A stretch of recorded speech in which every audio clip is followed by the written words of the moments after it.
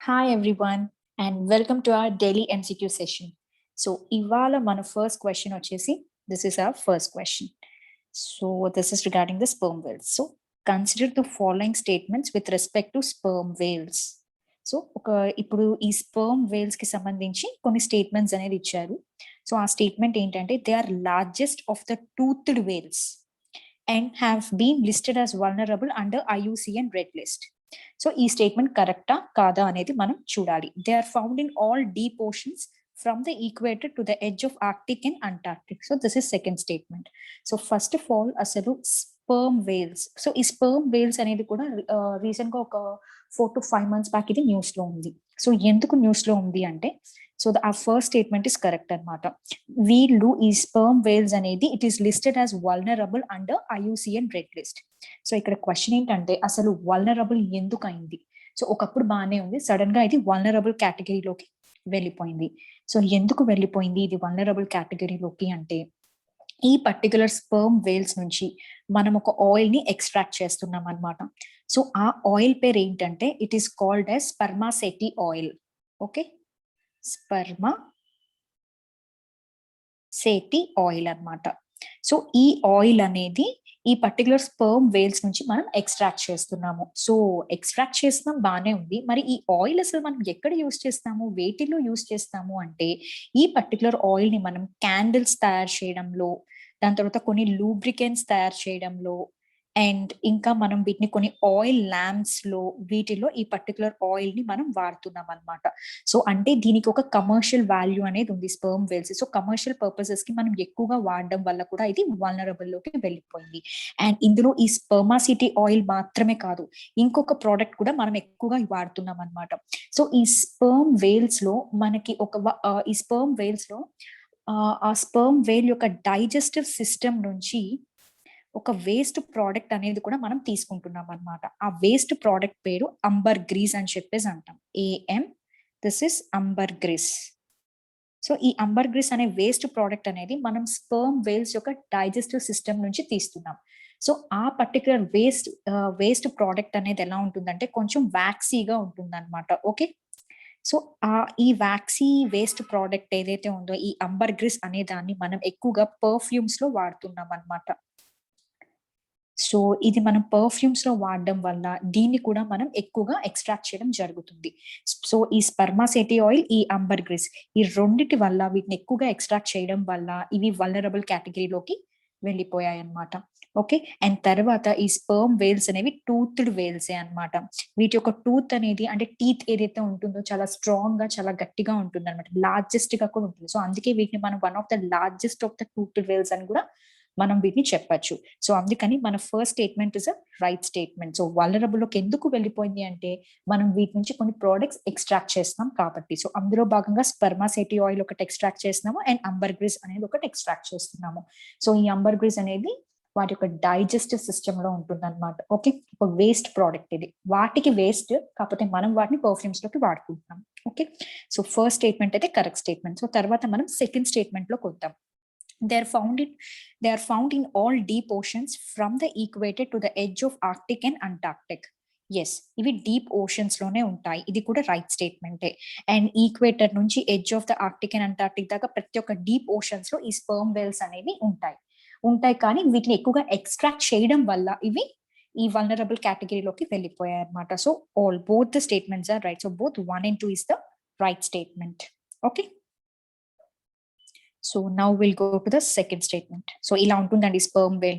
So చూసారా, so this is the sperm whale అనమాట. So different గా ఉంది కదా స్పర్మ్ వేల్, ఇక్కడ వీటికి టూత్ అనేది బాగా స్ట్రాంగ్ గా ఉంటాయి. Okay, this is about the sperm whale. So coming to our next question ఏంటంటే, this is the second question, that is Vishaka guidelines of the Supreme Court of India is related to which of the following. So Vishaka guidelines అనేవి దేనికి సంబంధించినవి? ఈ 4 options లో protection of SC/ST population from atrocities, regulation of coal block allocations, police reforms in India and sexual harassment at workplace. So ఈ 4 statements లో this fourth statement is a right option. So ఈ Vishaka guide lines అనేది ఏంటంటే it is related to sexual harassment at workplace. So అంటే ఏంటి, work place లో అంటే ఎక్కడైతే మనం ఉమెన్ వర్క్ చేస్తారు వర్క్ ప్లేసెస్ లో సెక్షువల్ హెరాస్మెంట్ అనేది కామన్ గా ఉంటుంది. సో ప్రతి ఒక్క ఆర్గనైజేషన్, అది ప్రైవేట్ అయినా లేదా పబ్లిక్ ఆర్గనైజేషన్ ఏదైనా కానీ కొన్ని ప్రొసీజరల్ గైడ్ లైన్స్ అనేవి ఫాలో అవ్వాలి. సో అవే విశాఖ గైడ్ లైన్స్. సో అసలు ఎందుకు అసలు ఈ విశాఖ గైడ్ లైన్స్ ఎలా వచ్చింది, దీని బ్యాక్గ్రౌండ్ స్టోరీ ఏంటి, సో ఏదో ఒక కేస్ రిలేట్ అయితేనే కదా వస్తుంది. సో ఎస్, దానికి ఈ విశాఖ గైడ్ లైన్స్ అనేవి 1997 లో తీసుకొచ్చారనమాట. సో ఏ కేసు ద్వారా తీసుకొచ్చారు అంటే Banwari Devi versus state of Rajasthan. Banwari Devi versus state of Rajasthan. So ఈ పర్టికులర్ కేస్ ని ఆధారంగా చేసుకుని ఈ విశాఖ గైడ్ లైన్స్ ప్రతి ఒక్క ఆర్గనైజేషన్ లో కొన్ని ప్రొసీజరల్ గైడ్ లైన్స్ అనేది ఉండాలి అని చెప్పి తీసుకొచ్చారు. సో ఇక్కడ క్వశ్చన్ ఏంటంటే అసలు ఈ బన్వరి దేవి ఎవరు, ఎందుకు ఇవి తీసుకురావాలి, నేను ఇంత ఫైట్ చేసింది అనేది మనం చూద్దాం. రైట్, ఈమెకు ఒక స్టోరీ ఉందన్నమాట. సో ఈ బన్వరి దేవి అనే ఆమె ఒక సోషల్ రిఫార్మర్ అన్నమాట, అంటే ఒక సోషల్ వర్కర్ ఎక్కడ రాజస్థాన్ లో. సో మీ అందరికీ తెలిసి ఉంటుంది రాజస్థాన్ అనేది అక్కడ చూస్తే కొంచెం బ్యాక్వర్డ్ గా ఉంటుంది. ఇంకా మనకి లైక్ ఫీమేల్ ఫార్టిసైడ్, చైల్డ్ ఇన్ఫాంటిసైడ్ అని, చైల్డ్ మ్యారేజెస్ అని ఇవన్నీ కూడా అక్కడ ఎక్కువగా జరుగుతూ ఉంటుంది. సో వాటిలో ఆ పర్టికులర్ జనాలు చేంజ్ తీసుకురావాలి అని చెప్పి ఈమె వర్క్ చేస్తూ ఉండేది అనమాట. సో ఈమె ఒక సోషల్ వర్కర్. సో ఈమె గవర్నమెంట్ ఉమెన్స్ డెవలప్మెంట్ ప్రోగ్రామ్ కింద కూడా వర్క్ చేస్తూ ఉండేది. అదే ఇవన్నీ ఆపుతూ ఉండేది, చైల్డ్ మ్యారేజెస్. సో అందులో భాగంగా ఈమె డ్యూటీ భాగంగా అక్కడ జరుగుతున్న ఒక చైల్డ్ మ్యారేజ్ ని ఈమె ఆపడానికి ట్రై చేసింది అనమాట. ఎక్కడ రాజస్థాన్ లో, ఇక్కడ ఒక మారుమూల పల్లెటూరు గ్రామంలో ఈమె ఈ చైల్డ్ మ్యారేజ్ ఎవరైతే చేస్తున్నారో వాళ్ళని ఆపడానికి ట్రై చేసింది. సో అప్పుడు ఏంటంటే అక్కడున్న పెద్దవాళ్ళ ఆ ఊరి గ్రామస్తులకి చాలా కోపం వచ్చి ఈవిడ మీద ఈమెని గ్యాంగ్ రేప్ చేశారనమాట. ఓకే, సో గ్యాంగ్ రేప్ చేసినప్పుడు ఈమె ఊరుకోలేదు. దెన్ తను కూడా కోర్టులో కేసు అనేది ఫైల్ చేసింది. సో కానీ ఎవరైతే ఈమెని గ్యాంగ్ రేప్ చేశారో ఆ గ్యాంగ్ రేప్ కూడా వాళ్ళ హస్బెండ్ ముందే ఈమెని గ్యాంగ్ రేప్ చేస్తారు. వాళ్ళందరూ కూడా ఏ ట్రయల్ లేకుండా బయటకు వచ్చేస్తారు. అప్పుడు ఈమెకి చాలా ఇంజస్టిస్ అనేది జరిగింది కదా, చాలా ఇంజస్టిస్ అనేది జరిగింది. సో ఈ ఇంజస్టిస్ ని చూసి చాలా మంది ఎన్జిఓస్, తర్వాత కొన్ని విమెన్స్ ఆర్గనైజేషన్స్ ఈయన పిఐఎల్ కింద, పబ్లిక్ ఇంట్రెస్ట్ లిటిగేషన్ కింద ఈమె కేసు తీసుకొని అప్పుడు సుప్రీంకోర్టులో వేయడం జరిగింది అనమాట.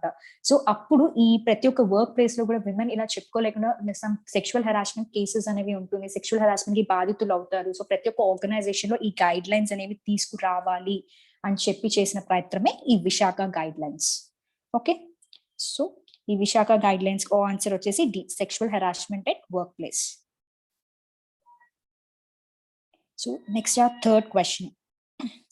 So which among the following place in Himachal Pradesh is called as a mini Switzerland. So mini Switzerland of India అని కూడా అంటారు ఈ పర్టికులర్ ప్లేస్ ని. సో దేన్ని మనం మినీ స్విట్జర్లాండ్ ఆఫ్ ఇండియా అని అంటాము అంటే ధర్మశాలన, కరిజియారా, సోలెన్, కషౌలి. సో దీనికి ఆన్సర్ వచ్చేసి కర్జియార్. సో ఈ కర్జియార్ అనే ప్లేస్ హిమాచల్ ప్రదేశ్ లో ఉందన్నమాట. ఓకే, సో ఈ కర్జియార్ అనే ప్లేస్ ని మనము మినీ స్విట్జర్లాండ్ ఆఫ్ ఇండియా అని కూడా అంటాము. సో ఎందుకంటాము, సో అంతగా ఏముంది ఆ ప్లేస్ లో అంటే విల్ సీ ఇట్, అది చూడడానికి చాలా బ్యూటిఫుల్ గా ఉంటుంది. సో ఇలా ఉంటుంది అనమాట ఆ ప్లేస్. సో మీరు ఈ పర్టికులర్ ప్లేస్ కి వెళ్తే సో యూ ఫీల్ లైక్ మనం ఇండియాలో ఉన్నాము లేదా వేరే కంట్రీలో ఉన్నామా అనే ఫీల్ కూడా ఈ కర్జియార్ అనే ప్లేస్ మనకి తీసుకొస్తుందంట. ఓకే, సో బ్యూటిఫుల్ మెడోస్, ఇలా పైన్ ట్రీస్, కంప్లీట్ గా అంటే చాలా లేక్ పక్కన, ఇంకా అంత బ్యూటిఫుల్ లొకేషన్ అనేది ఈ కర్జియార్ లో ఉంటుంది. సో ఈ కర్జియార్ అసలు ఎక్కడ ఉంది అంటే ఇక్కడ మీకు కనిపిస్తున్న దౌలాధర్ రేంజ్.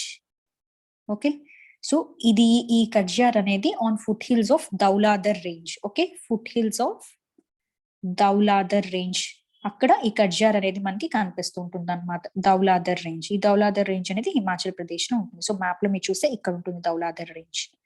ఓకే, సో అక్కడ ఉంటుంది అనమాట. సో యునిక్ థింగ్స్ అనేవి ఏంటి అంటే ఫారెస్ట్ లో ఈ పైన్ ట్రీస్ బాగా యునిక్ గా ఉంటుంది అనమాట. Lake and meadows, pasture grounds అన్ని కూడా ఇవి చాలా యునిక్నెస్ అనేది ఈ ప్లేస్ కి తీసుకొస్తూ ఉంటుంది. So Khajjiar is known as the mini Switzerland of India. So next statement వచ్చేసి, so consider the following statements about Mahanadi river. So Mahanadi river కి సంబంధించి కొన్ని స్టేట్మెంట్స్ అనేవి ఇచ్చారు. సో అదేంటంటే it is the largest peninsular river system in India. The river flows to the states of Chhattisgarh, Madhya Pradesh, and Maharashtra. This is second statement. India's tallest dam is built on the Mahanadi River. So, which of the statements above is correct? So, in the correct statement, AD. మీరు ఇక్కడ first statements చూస్తే కనుక it is the largest peninsular river system in India. So ఇది completely wrong statement. So largest peninsular river system అనేది మనం మహానదికి చెప్పము, but గోదావరికి చెప్తాము. ఓకే, సో గోదావరి నది అనేది is the largest peninsular river system ఇండియాలో, మహానది కాదు. సో ఇది రాంగ్ స్టేట్మెంట్ అయిపోయింది. సో నెక్స్ట్ స్టేట్మెంట్ వచ్చేసి ఏంటంటే the river flows to the states of Chhattisgarh, Madhya Pradesh and Maharashtra. Yes, this is a right statement. So ఇది ఛత్తీస్గఢ్, మధ్యప్రదేశ్ అండ్ మహారాష్ట్ర గుండానే ఈ పర్టికులర్ రివర్ అనేది ఫ్లో అవుతుంది అనమాట.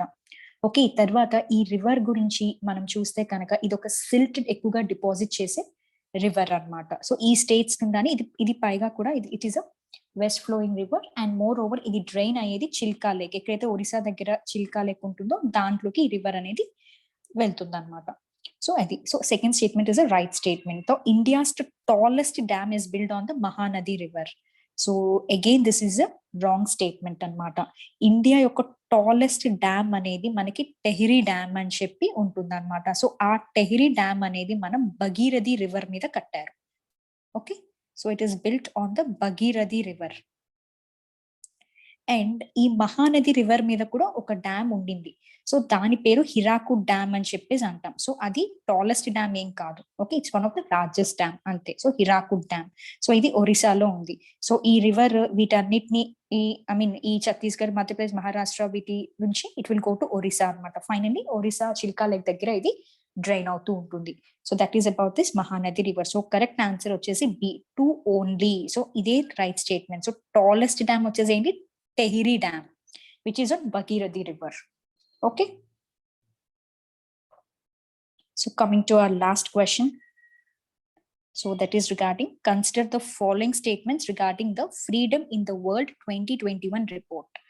So ఈ Freedom in the World 2021 report గురించి కొన్ని స్టేట్మెంట్స్ ఇచ్చారు. So we'll see it. It is released by the United Nations Human Rights Council. The report shows declining trend of freedom in India since 2019. Which of the following statements above are not correct? So ఇక్కడ మీరు చూస్తే not correct statements అడిగారు. So ఏదైతే తప్పు మనం అదే find out చేయాలి. So first of all ఈ freedom in the world 2021 report అనేది ఒక it is a news actually. So ఎందుకు న్యూస్ లో ఉంది అంటే బికాస్ ఈ freedom in the world 2021 report అనేది మన ఇండియాని డౌన్ గ్రేడ్ చేసింది అనమాట. సో రిగార్డింగ్ వాట్, దేని పరంగా డౌన్ గ్రేడ్ చేసిందంటే యాక్చువల్లీ మన ఇండియాలో పార్ట్లీ ఫ్రీడమ్ ఉంది, partly free, not completely free. ఒకప్పుడు మనం కంప్లీట్లీ ఫ్రీ అని చెప్పేది, కానీ ఇప్పుడు మీ ఇండియా అనేది ఒక పార్ట్లీ ఫ్రీయే, అంత ఎక్కువ ఫ్రీడమ్ ఏమి మీ కంట్రీలో లేదు అని చెప్పి ఈ పర్టికులర్ రిపోర్ట్ అనేది చెప్పింది అనమాట.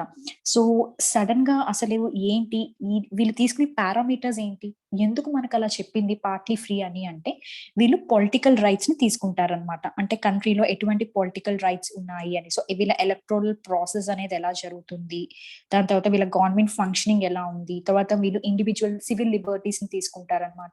సో అంటే పీపుల్ ఎలా వాళ్ళ ఫ్రీడమ్ ఆఫ్ ఎక్స్ప్రెషన్ ఎలా ఉంది పీపుల్ది, అండ్ వాళ్ళ బిలీఫ్ సిస్టమ్స్ ఎలా ఉంది, తర్వాత రూల్ ఆఫ్ లా ఎలా ఉంది, వీటన్నిటిని కూడా వీళ్ళు పరిగణనలో తీసుకుని ఈ రిపోర్ట్ అనేది వీళ్ళు ప్రిపేర్ చేస్తారు. సో వీటన్నిటి పరంగా మన ఇండియా అనేది పార్ట్లీ ఫ్రీడమే కానీ కంప్లీట్ ఫ్రీడమ్ అయిన కంట్రీ కాదు. కానీ ఒకప్పుడు కంప్లీట్ ఫ్రీడమ్ అంటే కొంచెం మంచి మార్క్స్ ఉన్నాయి కదా. సో సడన్ గా మనం ఎందుకు డిక్రీజ్ అయ్యాము, దానికి కారణాలు ఏంటి అంటే దానికి మోస్ట్ ఇంపార్టెంట్ కారణం మన మీడియా అటాక్స్. మనం ఫ్రీడమ్ ఆఫ్ గవర్నమెంట్ అనేది ఫ్రీడమ్ ఆఫ్ మీడియాని కర్టైల్ చేస్తుంది అనమాట. సో ఎక్కువగా డిఫర్మేషన్, ఇప్పుడు ఏదైనా వాళ్ళు రాశారు, మీడియా వాళ్ళు ఏదైనా ఒకరిని క్రిటిసైజ్ చేశారు అంటే వాళ్ళ మీద డిఫర్మేషన్ కేసెస్ ఏంటి అంటే పరువు నష్టం దావా అంటారు మన తెలుగులో. ఓకే, సో డిఫర్మేషన్ కేసెస్ వేయడం ఇవి చేస్తున్నారు. అండ్ తర్వాత ఇంటర్నెట్ ఫ్రీడమ్ అనేది కూడా మన గవర్నమెంట్ అనేది కర్టైల్ చేస్తుంది. సో ఇప్పుడు మీరు చూస్తే కనుక సోషల్ మీడియా సెన్సర్షిప్ అంటే ట్విట్టర్ ని కూడా లాస్ట్ టైం మీరు ఏమైనా కొంచెం డిఫరెంట్ గా ఉన్న మెసేజెస్ కానీ ఇలాంటివి పబ్లిష్ చేస్తే మేము ఇవి రైట్స్ తీసేస్తాము అని చెప్పి కూడా గవర్నమెంట్ ట్విట్టర్ ని బెదిరించడం జరిగింది. సో సోషల్ మీడియా సెన్సర్షిప్ ని కూడా గవర్నమెంట్ ఇచ్చేస్తుంది, కాబట్టి దాని వల్ల కూడా మనీ డౌన్ గ్రేడ్ చేసింది ఈ పర్టికులర్ రిపోర్ట్ అనేది. తర్వాత elevation of Hindu nationalistic interest. So Hindu nationalistic interest అనేది కూడా ఎక్కువగా ఇప్పుడు కనిపించడం వలన సో ఇది మనీ డౌన్ గ్రేడ్ చేసేసింది. ఓకే, సో నెక్స్ట్ అసలు ఇది ఎవరు పబ్లిష్ చేస్తారు, ఈ పర్టిక్యులర్ రిపోర్ట్ అనేది అంటే ఇది పబ్లిష్ చేసేది ఒక USA based human rights watchdog freedom house. So ఈ ఫ్రీడమ్ హౌస్ అనేది ఎక్కడ ఉంటుందంటే యుఎస్ఏలో ఉంటుందన్నమాట. ఓకే, యుఎస్ఏలో ఇది ఏం చేస్తుంది అంటే ఎక్కువ హ్యూమన్ రైట్స్ వాచ్డాగ్ అన్నమాట. సో వాటిని చూస్తుంది. సో ఇది ఈ ఫ్రీడమ్ హౌస్ అనేది 1941 నుంచి ప్రతి ఒక్క కంట్రీలో డెమోక్రసీస్ ని ట్రాక్ చేస్తూ ఉంటుందన్నమాట. సో అసలు ప్రతి ఒక్క కంట్రీలో డెమోక్రసీ ఎలా ఉంది, అక్కడ రైట్స్ ఎలా ఉన్నాయి అని చెప్పి ఈ ఫ్రీడమ్ హౌస్ చూస్తుంది. సో ఇది దీనికి సంబంధించిన స్టోరీ. బట్ మన స్టేట్మెంట్స్ ఏంటి అంటే it is released by the United nations human rights council కదా, ఇది రాంగ్ స్టేట్మెంట్ కదా. సో దీన్ని ఎవరు రిలీజ్ చేస్తున్నారు? ఫ్రీడమ్ హౌస్ అనేది దీన్ని రిలీజ్ చేస్తుంది. సో అది యుఎస్ఏ బేస్డ్ ఆర్గనైజేషన్. సో అది రిలీజ్ చేస్తుంది. తర్వాత this report shows the declining trend of freedom in India since 2019. Yes, this is a right statement. So మనకి ఫ్రీడమ్ అనేది డిక్లైన్ అవుతూ ఉంది అని చెప్పి చెప్తుంది. సో ఇక్కడ మీకు క్వశ్చన్ ఏం అడిగారు, which of the statements are not correct అని అడిగారు. సో ఇది కరెక్ట్ స్టేట్మెంట్, మరి ఇది తప్పు స్టేట్మెంట్ కదా. సో అందుకని only one is the right answer. Got it? So thank you guys and meet you again. Bye bye.